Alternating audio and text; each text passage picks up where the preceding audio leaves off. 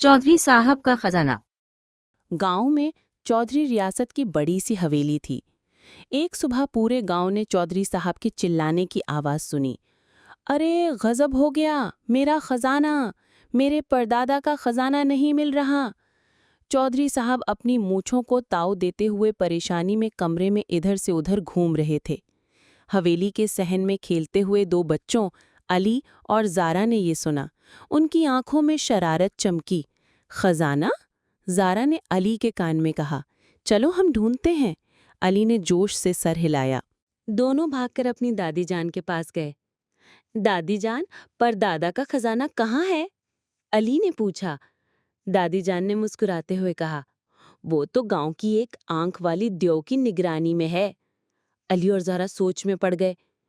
एक आंख वाला द्यो? ज़ारा ने कहा, वो पुराना ट्रैक्टर हो सकता है जिसकी एक ही लाइट काम करती है। दोनों भागकर गोदाम की तरफ गए। उन्होंने ट्रैक्टर के आसपास हर जगह तलाश किया, लेकिन उन्हें एक पुराने जूते के अलावा कुछ न मिला।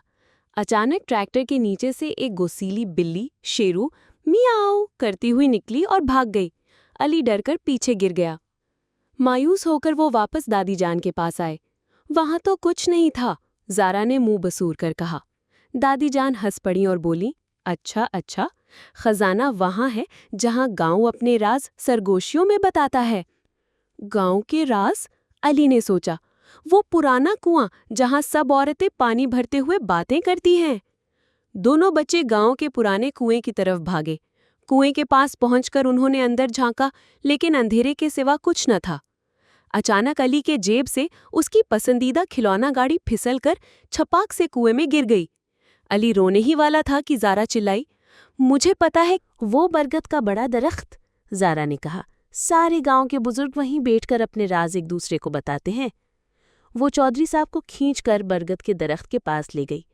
दरख्त के तने में एक बड़ा सा सुराख था। चौधरी साहब ने अंदर हाथ डाला तो एक पुराना संदूक निकला। जब उन्होंने उसे खोला तो सब हंस पड़े। अंदर सोने के सिक्के नहीं, बल्कि उनकी परदादी की लिखी हुई मज़ेदार खानों की तरकीबों की किताब थी। यही तो असली खजाना है, चौधरी साहब ने हंसते हुए कहा।